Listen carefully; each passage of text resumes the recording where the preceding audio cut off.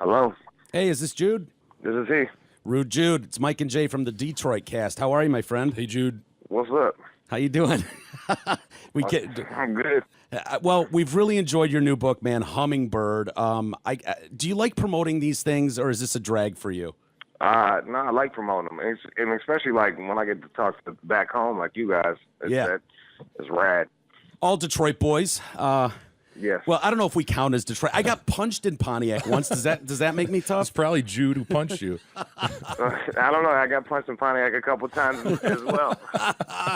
Yeah, it was. I was blindsided. It was not fun. Yeah. If you want to get punched, go to Pontiac. That's kind of that's the motto. It sucked, man, because I was talking to this guy for a few minutes, and then we like shook hands like bros, and I turned my head, and then fucking boom, right through the window, cracked me square in the face. Serious?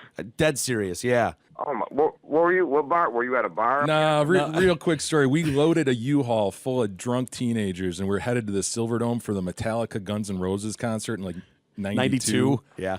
And so we stopped to get cigarettes and shit. And take a piss at a party store in Pontiac. Yeah. And there were three black guys there, no shirts, and they're like, "Oh man, where y'all going?" And we're telling them, and they were asking if we had extra tickets, and then we were just like, "All right, man, have fun," and shook his hand, and then boom, he just blasted me square in the fucking face. Clobbered. That sounds about right there. Yeah. Well, dude, this book cracks me up because it's an easy read, and it's called Hummingbird. It's got a little hummingbird. I swear to God, it looks like a children's book, and then you open it up, and it's just filled with debauchery. Yeah, man. There's no you cannot judge this book by its cover. No. Not at all. I kind of wanted it like that. And the funny thing is this is the follow-up book to Hyena, and this is like the softer side of me. That's why I put the bird on there. Yeah. Why Hyena and Hummingbird? They're just well, hyenas are kind of misunderstood animals. People think that they're like these scavengers, but they're really smart hunters, and they get it however they can, and that's kind of what I related to. I think most of us relate to that. We like to think, we like to think we're like the Lions, like the Detroit Lions or something like that, but in reality, most of us are just scrapping along, just trying to get by, trying to be kind of smart and work hard. They're also disemboweling an animal and laughing at the same time, and that's you. That's the book. And then Hummingbird, it's like I was going off of drugs, like trying to figure out the name of the book, and hummingbirds are like a symbol of joy, but they also work really hard to stay in the same place.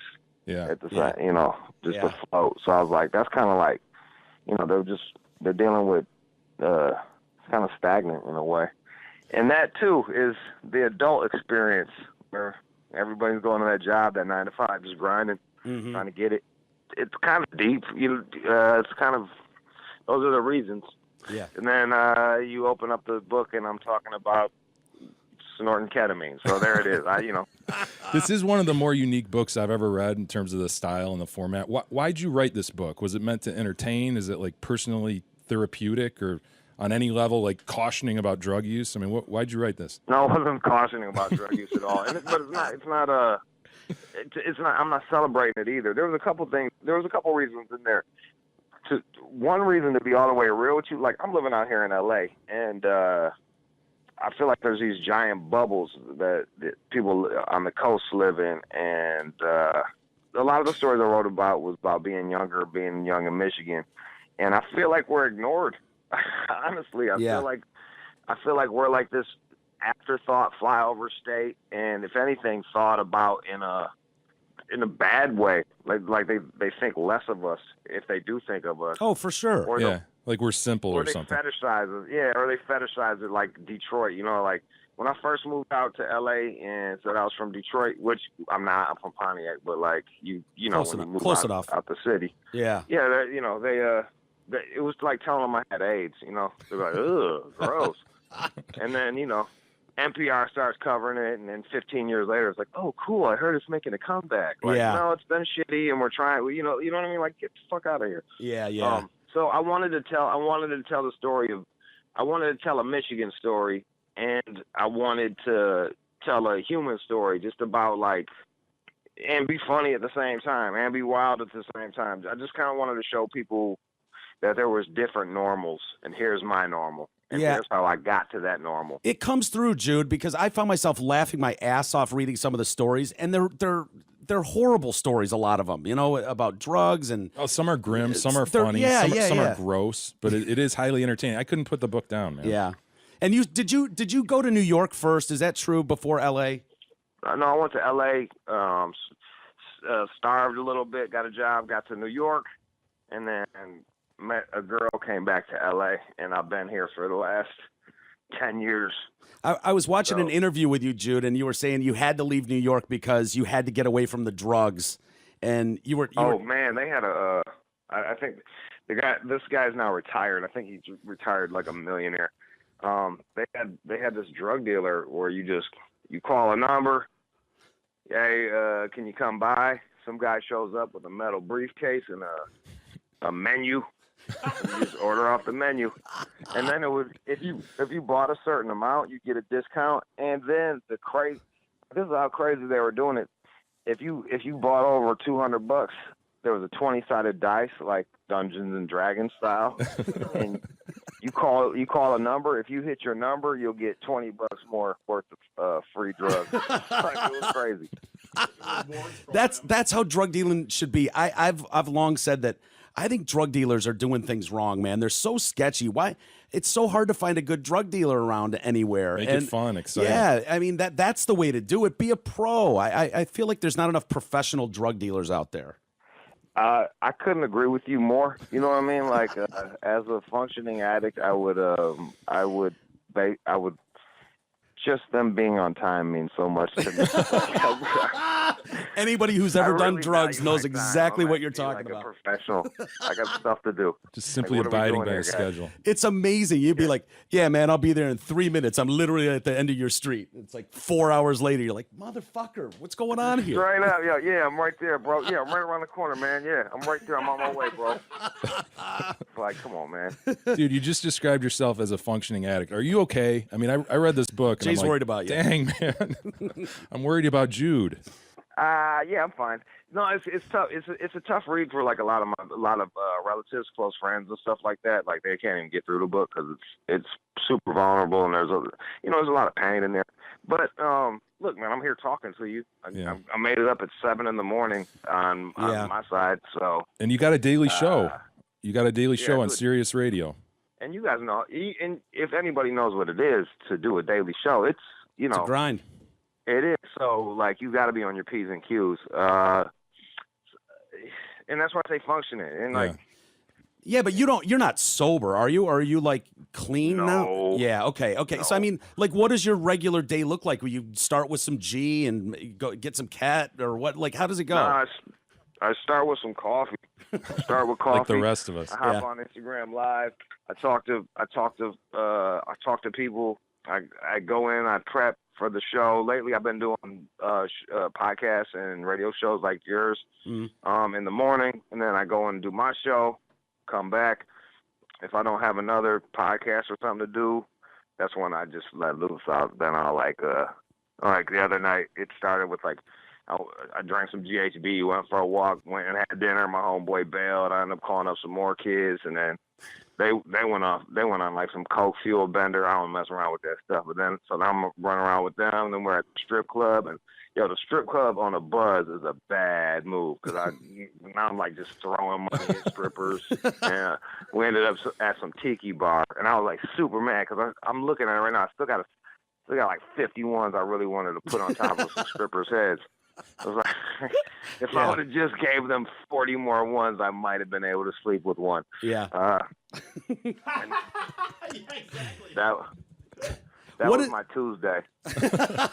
What is GHB like? I mean, it's known as the date rape drug. I'd feel weird like being using around chicks and recreationally. Yeah, using it recreationally or being on a date with a chick and letting her have some. I mean, that's holy shit, man. Bro, I won't even let a girl. I won't, because it's known as that. I won't let a girl. I won't give anything. I won't give any to a girl until I sleep with her. Oh, okay. Like, you're not gonna Bill Cosby me. You're not gonna be like, he gave me this. Yeah. You know what I mean? Like, I think he did it too. But like, we're not even gonna have that conversation. Like, we're not going to be like, well, he gave me this. I want, like, precedent set that, like, we had sex. Shoot, that you even had an orgasm. Like, yo, I don't even know if I'll let you have them if you ain't nut yet. You know what I mean? Like, It's smart. You're being responsible. yeah, well, that, Protective. and I'm looking out for my own well-being. You know what Yeah. I mean? Like, it's tough out here, man. Like, somebody could sink you just with an allegation. So, and the other thing is, like, when you're out with a girl, like, come on, man. Like, unless you're a total psycho, we're all adults here, and if you got a little bit of game, you can sleep with a girl. You know, like, it's not that hard. Everybody wants to sleep with each other. Yeah, People you don't have to act knock like them it's out. just the dude that wants. Yeah, it's like people act like it's just the guy that wants to have sex. Like, chicks like sex too. So Yeah, as evidenced by your book. don't be the thirstiest guy on the block, and you might be able to get some. Like, really. Yeah, I mentioned your Sirius show a second ago, the All Out show, Sirius Shade 45. Is it 4 p.m. to 7 p.m. every day? Yeah, that's right. Nice. How'd you get hooked into that? Crazy. It was like it started back in Detroit. Like Eminem used to watch me on Jenny Jones. Yeah, you were Rude Jude from Jenny out of Jones. work. Yeah. Yeah, and this was 20 years ago now, man. So, you know, Em was like the out of work guy that would sit around and watch, write raps and watch daytime talk, and I happened to be the guy that made the jokes on daytime talk. And, you know, Detroit, Jenny Jones was coming on twice a day. So I became pretty well known back home. Mm-hmm. And when he had a show, my homeboy Mikey Exine got me Paul Rosenberg's email, which is Eminem's manager. I pitched some show ideas, and the way I got on was like they were auditioned. The way they auditioned was they said, we're gonna throw you to the wolves, and what the wolves were like all these Italian actors. It was called the Wise Guy Show. Like Big Pussy was on there from Sopranos. Yeah, Sopranos, and it was all of them. And so like they throw me to the wolves, but like they don't know I'm Italian. Like, so I just went in there. It was like Sunday dinner. It was nothing, and I held my own, and they gave me a job. Like, that was it. Nice. Yeah. And so Eminem would watch the Jenny Jones show, and then all of a sudden, on arguably one of the greatest rap albums in the history of music, the Marshall Mathers LP, you get a shout out on it as Rude Jude. Did you know that was coming, or did you get blindsided with that too? I heard rumors about it, and when it happened, I was working on 9 Mile, like in Ferndale at a gay bar as a bathroom attendant, like Shit. just feeling awful about life, dude. You know, just feeling like I'm getting a bucket towel maybe. Oh, that's a rough job. You've What bar? seen some What bar shit. was this? This was back in the day. It was called Temple. Temple. Okay, yeah, sure. Yeah. We know it well. Yeah, we know the area. Yeah, so I was working at Temple. I got the job because my girlfriend at the time was a go-go dancer upstairs, and I was downstairs in the bathrooms, and no one wanted the job. Straight dudes didn't want it, gay dudes didn't want it. So I was like, I'll take it. It was $12 an hour plus tips, which was pretty good, and it was a way out of Michigan. But there wasn't any acting jobs in Michigan, and that was the one thing I was qualified to do at the time. So, but it was really, man, you go on Jenny Jones, you do your job pretty well, you're signing autographs, you hop on a plane, and then you fly home and put on your T-shirt and go in the bathroom. Like, it was, Wow. it was like a real reality check. And then when I heard that song, it just gave me a new breath of life. It just gave me a bit of, like, it's Eminem, that you're right. One hands down the best rapper out. Like, he was the best rapper out, and that was the best album out, and I got to be on it, and I was overjoyed, man. You couldn't even imagine. Yeah, that's got to be just crazy, and it's a great song too. Drug Ballad is the name of the song on the Marshall Mathers LP, and yeah, that's very cool. And to have those guys hook you up with a show there on Sirius afterwards. Do you like doing the Sirius show? Is that easy for you? Yeah. Yeah. Well, I don't know. Like, look, talking junk comes naturally, and I'm grateful for it. But it's a job, and it's an awesome platform. Yeah. It's an awesome platform. Like, look, man, I'm selling a book to people that don't buy books. You think book readers buy my book? They don't buy my book. People that listen to my show buy my book. You know? So I know where my bread is buttered, and I'm grateful to have a job. I'm grateful to have a platform, and I'm grateful to be able to get ideas out there. And like just kind of with the way the world is right now, like how crazy it is, like just have, all right, man, you got 3 hours where you don't got to really think about that. Yeah. I got you. I'll hold you down. 3 hours of it. Does Sirius care at all, like, about some of the content in the book? And, you know, I mean, they have to know this is true. And it's like, shit, we got a guy that's admittedly on GHB in our studios. Does that matter, or is it just like, whatever? Like, well, look, man, if they want to be dicks about it, they could, I'm sure they could find a reason to fire me. Yeah. But my show's good. And I don't show up to work messed up. Like, I take my job serious. And I bet you can relate to this. Like, yo, man, when you're doing this type of radio, you're saying some stuff that you're towing the line of offensive, or you're offensive, and you're towing the line of, like, you know, outrage. So I don't want to go in there with a buzz and step over that line. Like, I need to be sober, knowing that, okay, this is I'm pushing it to the limit. Like, you get a little buzz in you, and suddenly, you know, that tongue gets a little looser. You know, boom. Yeah, get yourself in real trouble. Apologies on Twitter. Yeah, like, you don't want to do that. Well, you got 280 characters to do it now, so that's good. But hey, man, I found it interesting that you just kind of how you just described your book buyers as, you know, listeners who don't normally read. I actually saw a lot of people reviewing this book who said that sort of thing. Like, hey, I haven't read anything since like second grade, and I just am not into books, but I got into your books and I love it, and I'm reading more books now. I mean, is this a gateway book, Jude? I mean, this. You know, dude, I'm glad you said it. That was one of, like, it is a gateway book. Like I grew up broke, but my parents made us read, and I think that was it was really good for me. And nowadays we have so many options. So reading is further and further, goes further and further down that list. So you're getting these cats that haven't read a book in 10 years or ever.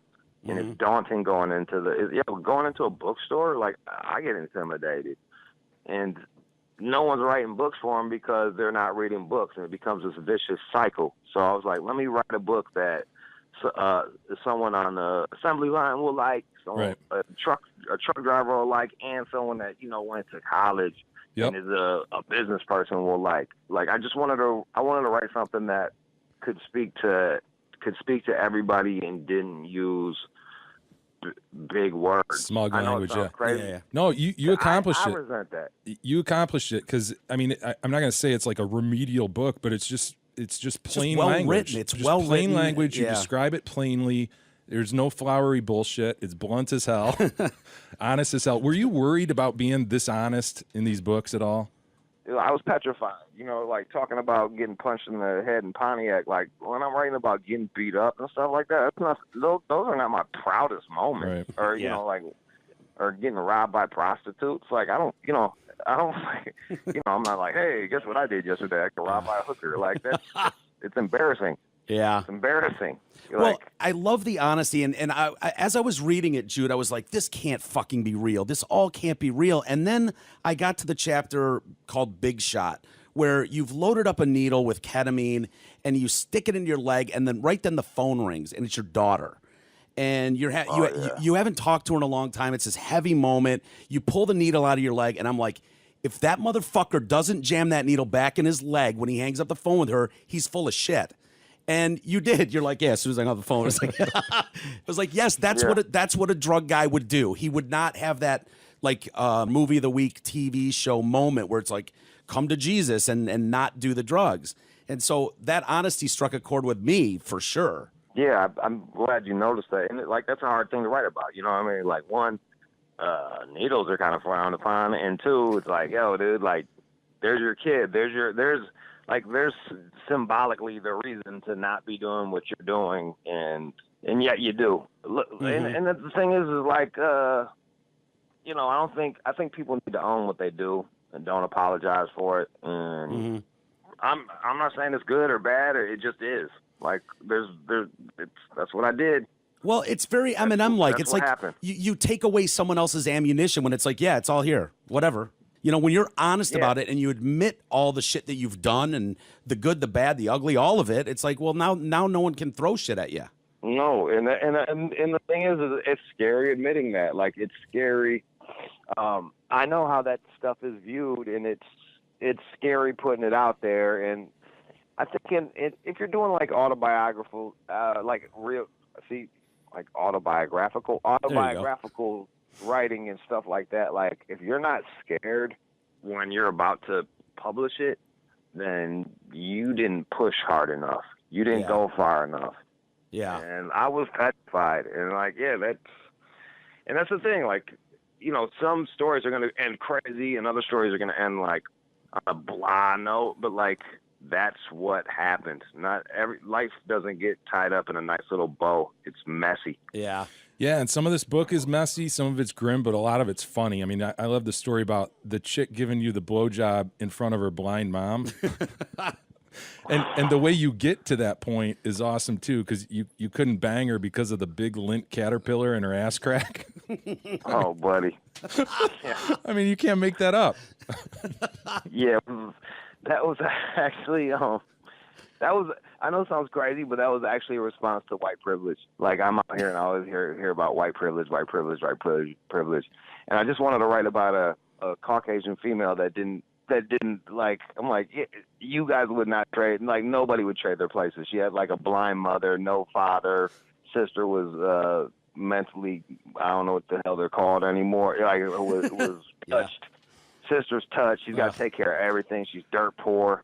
And then the punchline was the wildness that happened, but I wanted to paint a picture of like, yo, dude, there's a bunch of cats out here that aren't doing that good, you know, like, no matter what color they are. And I never mention that ever. Like, I don't mention those two words, white privilege, at all, but like, I wish I did, because the people that claim it still miss it. You know what I mean? But like, it's funny to hear you talk about white privilege, because people that aren't familiar with you, that are listening to this right now, probably assumed you were a black guy by your voice. But then you dress like, I don't know, an accountant at a family picnic.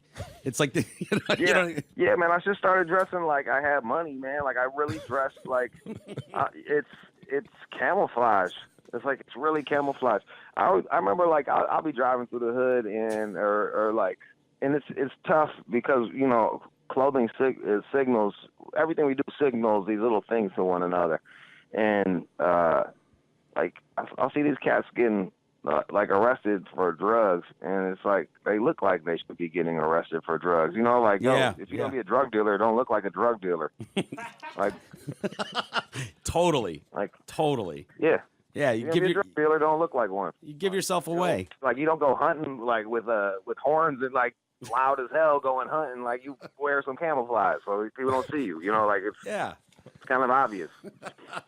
One of the other stories that touched me personally is, you know, Jude, I've often talked about some horrific shit I've liked porn wise, and one of them that I've referenced over the years is these guys that would put like a toilet seat on a girl's face or her head and then just fucking gag her out. I mean, just like to the point where she's just like, she's gagging and mascara's running down her face and shit's blowing out of her nose. And people look at me like I'm an animal. And then I read your chapter, Brain Games, with this girl, Jessica, who wanted to be choked out. And you're talking about, I fucking slap her face and I'm gagging her with my cock and ramming her head into the plaster wall. And I'm like, yes, that's normal behavior, is it not? It's behavior. Like, it's one of those deals where it's like, I guess that's what define normal. What is normal? Like, we're weird people. Like, we're weird. Like, we like weird things. There's a reason why those films are being made. It's not just for you. You know what I mean? Like, the market dictates what is made, and the market wants that weird stuff. And that's the thing. Like, I don't judge that. Like, do I necessarily enjoy doing like choke out stuff? To be all the way real with you, like, if someone tells me what they want, I will do it. Like, because it's like a cheat code. It's like the Contra code, like up, down, left, right. Like, yo, dude, that's all I got to do to get you there. All right, fine. I'll throw your head up against the wall. Sure. Like, yo.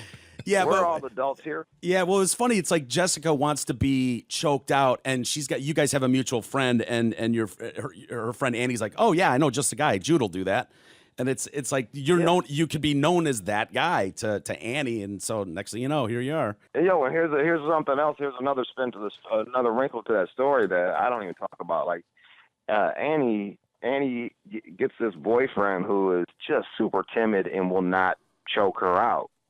So Annie ends up cheating on him once a month with me. Yeah. And here's the moral of the story. If your lover wants you to do some stuff, do it, because they're either going to resent you or go somewhere else to get it done. Yeah. Like, be accommodating. Sometimes you got to choke a bitch, right? Sometimes you If do. she wants yeah. it. Yeah.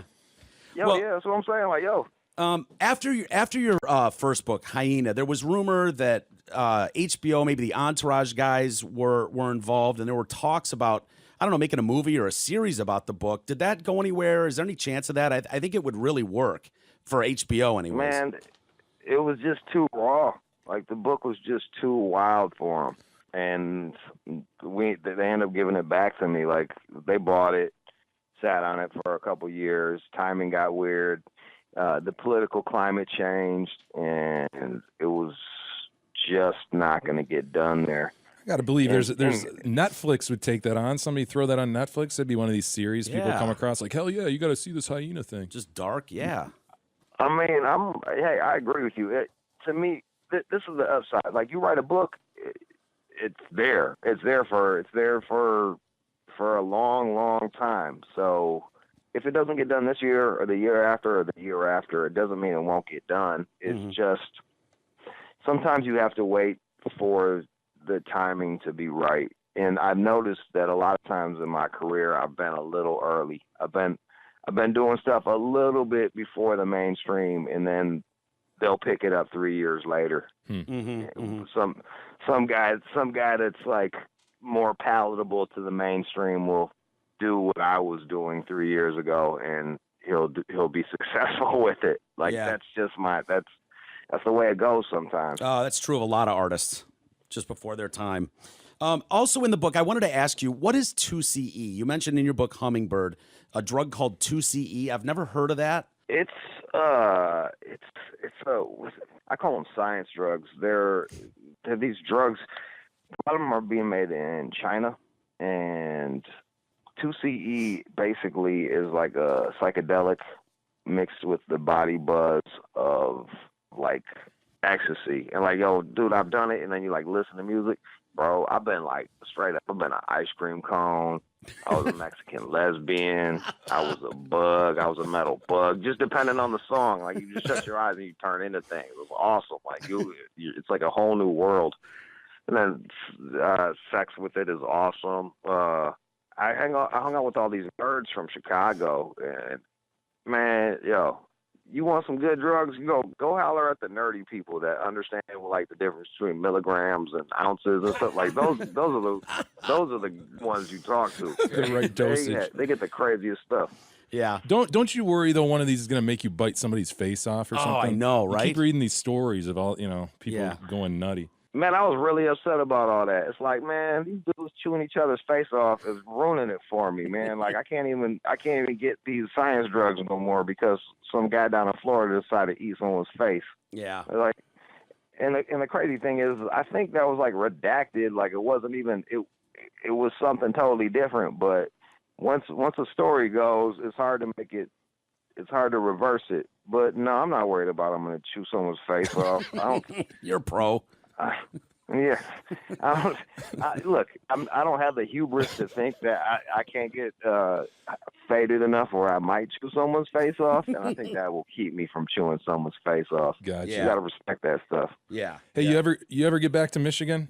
Yeah, man. Like, I've been lucky enough I got my mom a house, which is like, it was, it's like the kid's dream. So I got my mom a house. I go out there and stay with her like quarterly at least. Nice. Like 4 times a year I get out there, and I'm trying to do it where I can do the show part-time for Michigan. Like I miss Michigan, man. I miss Michigan. I'm a Michigan boy. I thought I was going to be able to come out here to Los Angeles, get a bunch of money, go home and start my life, and it's like 17 years later.